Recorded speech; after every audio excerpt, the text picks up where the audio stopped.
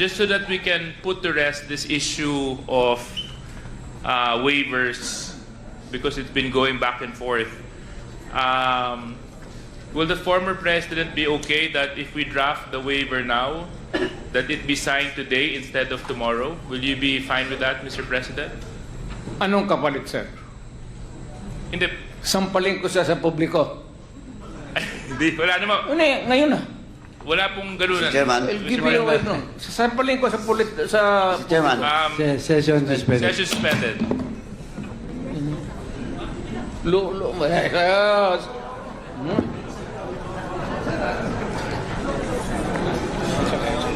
Sabit.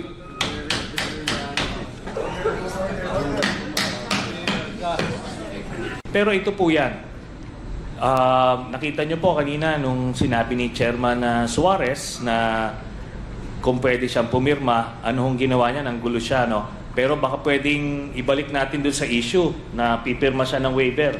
O baka ngayon, nagtutulog-tulugan naman ho. So, pwede po natin papirmahin ng waiver pa rin. Yeah, Senator Trillanes, we'll get to that item later. So I gave you your chance to speak, and I will now recognize Congressman Sindanya. Yes, Congressman Sindanya.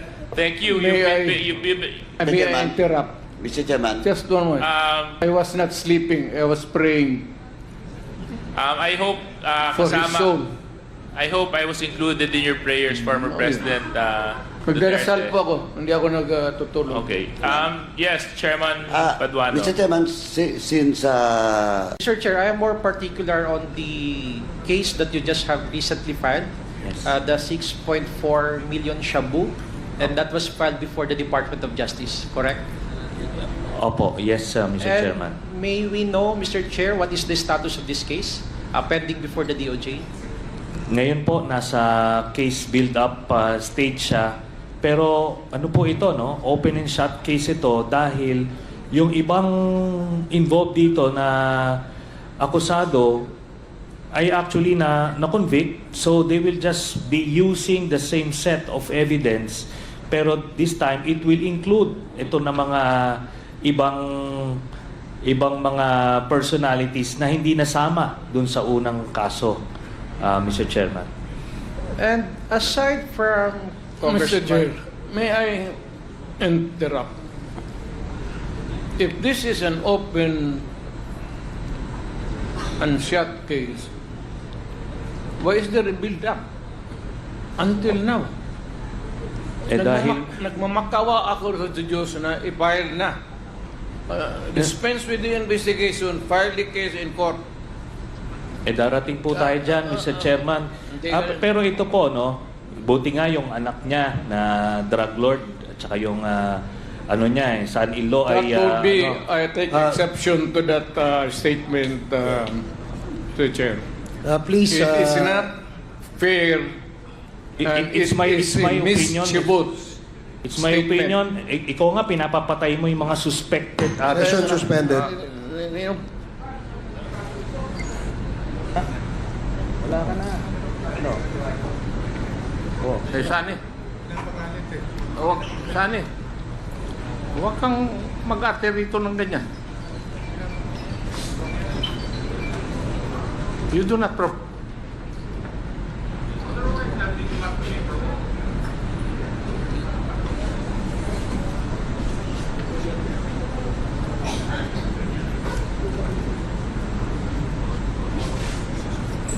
Please avoid calling names. We can conduct this hearing professionally and calmly. So avoid calling names para hindi po tayo magkaroon ng sakitan. Hearing is resumed. So is it now the understanding of the committee when the former president was asked by Chairman Acop that would the president be willing to sign any waiver? Would that be safe to assume, Mr. Chair, that that would be conditional? Or because I presume when the former president right away answered the question of Congressman Acop, I presume that it was actually in affirmative and it was actually in Wala all akong- candidness, Wala akong all tinatago honesty. yan. I'm The sorry. problem is, what is the purpose of this investigation? Am I under the investigation? Bakit ako mag-produce maghingi kayo ng bank accounts ko? Yes, Mr. Chair, I was just merely requesting. What is my purpose here? No, Mr. Chair, with all due respect, I was just merely confirming. That's why when I asked the former president, confirming and to elaborate further on the question propounded by Chairman Acop, it got my curiosity and I got intrigued because, when the question was straightforward and the answer was also given straightforward. I was just confirming now, Mr. Chair, with the former president. Yes, please. Ayaw ko kayo magduda. So, if not in public, I'll give you a copy. I will show you a copy on condition na it sticks with you. Thank you. With that, Mr. Chair, I guess it was clarified by the president. I would have wanted, for example, for the response of the former president to really be in accordance with how he responded in affirmative, but based on the clarification right now, Mr. Chair, it seems that it was conditional, no, Mr. Chair. Just for a confirmation lang po and for clarification, Mr. President. Hindi, ang kasi ang problema Chairman. sa joint account kasi yan. So, I had it back of my mind about my wife. Okay, I understand that, Mr. Chairman, Mr. President. I'm sure you have a wife and you have bank accounts. Yes, I have a lovely wife, Walang yes, Mr. solo President. dito na may bank account tayo. It's always, pagka may asawa ka, joint talaga yan. That is the Filipino way of doing it. Thank you, Mr. President, Thank you. for your straightforward answers. Thank you, Congressman Mr. Chairman. Adjong. Mr. Chairman. Yes, former Senator Gonzales. Well, just for the record, joint account between Duterte and Vice President Sara Duterte. So sila not the wife. Yun po ang dun sa nakuha natin. And just like what I anticipated earlier, Mr. Chairman, na yung pagsasabi niya na he's willing to sign a waiver, it's the same thing. It's always a bluff.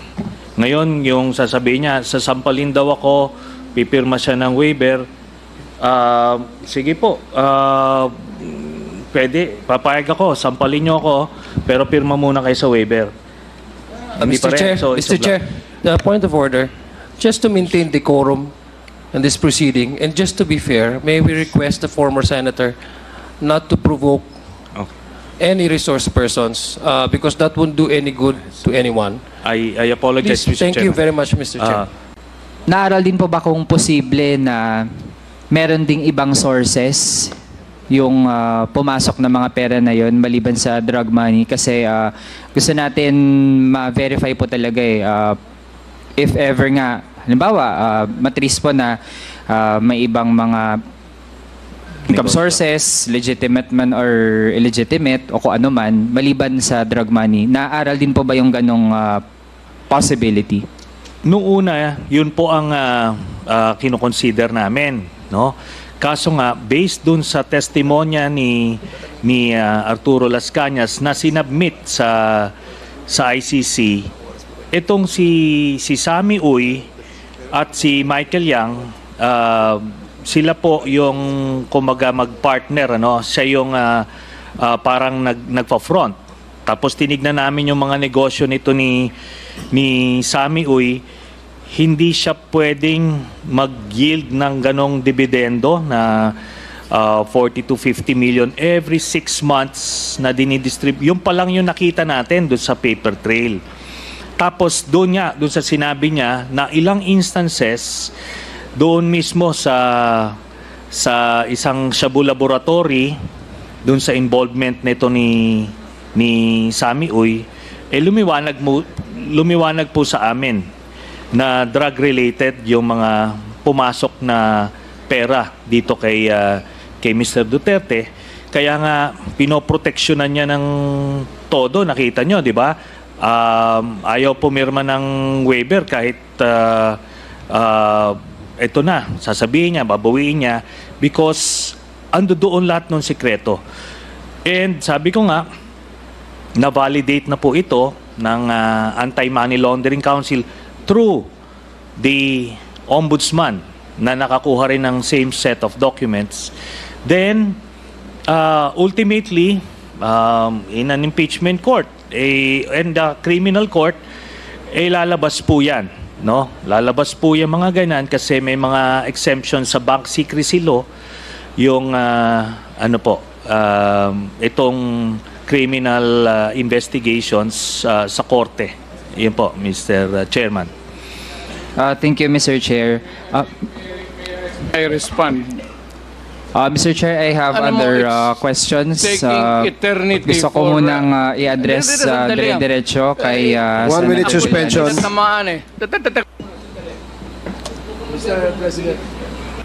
Naaral din po ba kung posible na meron ding ibang sources yung pumasok na mga pera na yon maliban sa drug money? Kasi gusto natin ma-verify po talaga if ever nga, halimbawa, matris po na may ibang mga income sources, legitimate man or illegitimate o kung ano man, maliban sa drug money. Naaral din po ba yung ganong possibility? Noong una, yun po ang kinoconsider namin, no? Kaso nga, based dun sa testimonya ni Arturo Las Cañas na sinubmit sa ICC, itong si Sammy Uy at si Michael Yang, sila po yung kumaga mag-partner, ano? Siya yung parang nagpa-front. Tapos tinignan namin yung mga negosyo nito ni Sammy Uy, hindi siya pwedeng mag-yield ng ganong dividendo na 40 to 50 million every 6 months na dinidistribute. Yung pa lang yung nakita natin doon sa paper trail. Tapos doon sa sinabi niya na ilang instances doon mismo sa isang Shabu laboratory, doon sa involvement nito ni Sammy Uy, lumiwanag po sa amin na drug-related yung mga pumasok na pera dito kay Mr. Duterte. Kaya nga, pinoproteksyonan niya ng todo. Nakita nyo, di ba? Ayaw pumirma ng waiver kahit ito na, sasabihin niya, babawiin niya because ando doon lahat ng sikreto. And sabi ko nga, na-validate na po ito ng Anti-Money Laundering Council through the Ombudsman na nakakuha rin ng same set of documents. Then, ultimately, in an impeachment court and the criminal court, lalabas po yan. No? Lalabas po yung mga ganan kasi may mga exemption sa bank secrecy law yung itong criminal investigations sa korte. Yun po, Mr. Chairman. Thank you, Mr. Chair. I respond. Mr. Chair, I have Alam mo, other it's questions. taking eternity Gusto ko for, munang i-address Dali lang. dire-diretso kay 1 minute Senator suspension. Tamaan eh.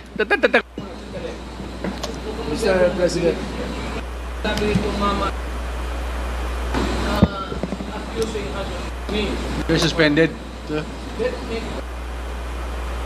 Masyadong mamagaling. Wala, suspended. Suspended tayo, ha?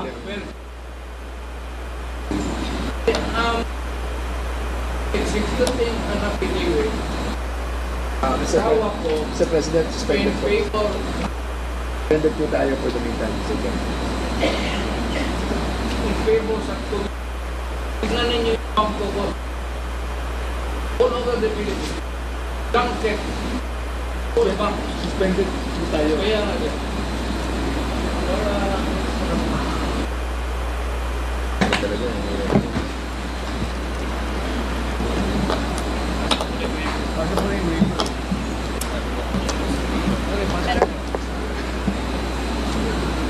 Sige, okay na. Pagbibigyan mo na.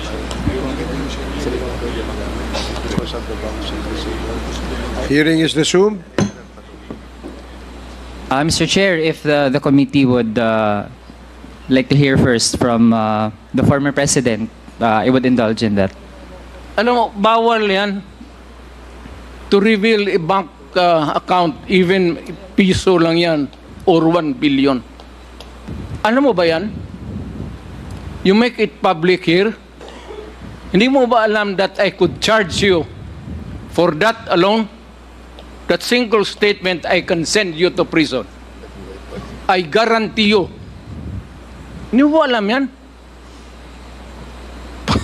Mr. Chair, if our resource person is done, hindi po tayo nathithreaten doon. And Hindi in fact, nathithreaten. Mr. Chair, Produce pinakinggan the na po natin. document. Mr. Chair, I have the substantiate floor. what you charge. Suspension again. Because I will be charging you.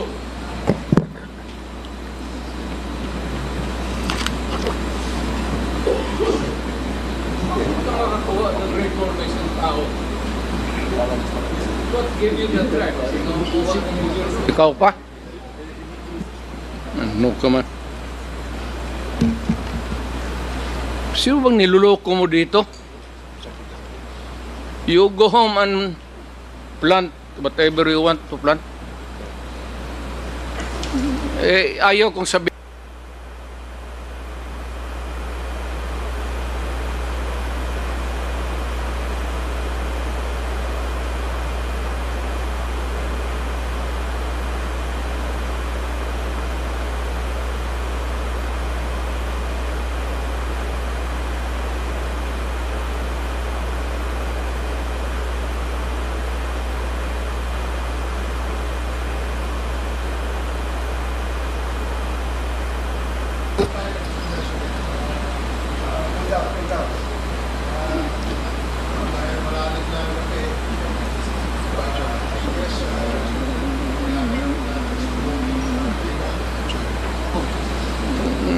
Torpedo, sir. Hearing is resumed. Gaya po ng Mr. Chair, nasabi ko kanina. Mr. Chair. Mr. President, sandali po. Sandali Mr. lang Chair, po. ako po muna. Congressman Abante, sandali lang po. I can sense that... Let the chairman have the floor first. go ahead, go ahead.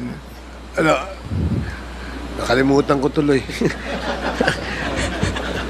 I was about to say, Your Honors, na malalim na nga yung gabi at I think Yes. pagod na rin ang ating resource person. Palalimin pa natin, sir, para mas malalim ang baon ko itong... Siguro, Sir, manifest muna ako maikli before I Tapos proceed. na nga pagtatanong ni Congressman Manuel, itutuloy natin itong ating hearing sa susunod na scheduled hearing natin, which is on November 21st. So, Malayo masyado yun, sir. Bukas siguro. Mr. Chair. I cannot wait. I really cannot wait. Ay, kumakatin na yung paa ko pati kamay ko. I cannot wait. Mr. President, gusto po namin kayo makapagpahinga. Ayoko rin, sir. Total, sabay naman tayo. Kung babagsak ka dyan, babagsak rin ako. Medyo Gusto matagal pa ko- po tayo bumagsak dito, Mr. President. At saka, So, anyway, maaga pa, sir. ito ang ano natin, siguro, unless there is a motion from any of my colleagues here and my co-chairs, Mr. if Chair. you want to continue. I object. Can I speak? Okay, Congressman Abante, you're recognized. Ako po yung nakikiusap sa ating presidente. Ayos, sir. Pag ikaw ang nakikiusap, surrender. Pag nire-respeto ko yung tao, sir. Wala. Mapahinga na po kayo, please. Sir, pag sinabi mo, Kasi, sa sense ko po, nagmumura na kayo, kaya I kailangan magpahinga na kayo. respect you, I will follow what you say. Salamat po. Pag Thank you very wala much. akong respeto sa iyo, sampalin kita, gago ka. Pakisabi Okay. niyo po na i-delete. Kayo na lang magsabing i-delete. Sige po, I-delete na lang ninyo lahat yung sinabi ko maliwanag po para na... wala nang masabi ang tao. Lahat na total, baka sabihin ninyo, palusot lang. Let the investigators find out. Or, I will give you a blanket authority, sir. Mr. Chairman, I move to suspend this hearing to the... Open my See, bank account. Mr. Chair. Yes, sir. Let us wrap up first. Yeah, Mr. Chair, to wrap up lang, Mr. Sige, Chair. pagkatapos po nito ay tayo po'y mag-suspend. So, yes, please. Yes, Mr. make Chair, make actually- it very short. Yes, actually, Mr. Chair, marami pa akong mga tanong. Tapos nasabi nga rin naman po kanina, pwedeng hanggang 2 a.m., 5 a.m. tayo. Bakit ba yung kamay mo Actually, Mr. nagsasayaw? Chair, ako, kaya din naman natin yan, lalo na nung mga budget hearing, araw-araw ganun yung mode natin. Kaso lang, Mr. Chair, based sa sitwasyon po ng ating resource person, kahit na actually ay bibigyan ko rin naman siya ng panahon para makapagsalita. Gusto ko lang na ma-establish muna yung mga punto natin through our questions sa ibang mga resource person kasi po hindi lang naman po ang dating Pangulo ang ating resource person pero parang siya po yung kasi kamay yung mo. nagmamadali, Mr. Chair, at tingin po natin hindi na conducive to the point na tinithreaten po tayo, pananampal, pagmumura. Kaya tingin natin, Mr. Chair, kung ganito ang magiging conduct ng resource person natin, Tumahimik ka na, mainam kumain nga, ka na. Mr. Chair, din muna talaga at hindi po natin tinatanggap yung bluff niya na kaya niya magstay hanggang umaga. So I'm actually willing, Mr. Chair, if the committee would want, I can pause with my questions and I'll let the committee decide, Mr. Chair. We continue. Huwag ka namang madali. Nandito ka na lang. Meron na pong Mr. narapat Chairman, na po at meron na pong meron tayong pending motion. So, pending motion na ito pong hearing na ito, itong pandinig na ito ay temporarily ay isususpindi natin, no? At ipagpapatuloy natin to sa November 21st. Motion, sir. Congressman Dan Fernandez. yes, sir. I Mr. move President. to suspend this hearing. Second. Okay, there is a motion to suspend this hearing and duly seconded, and hearing no objection, the motion is approved.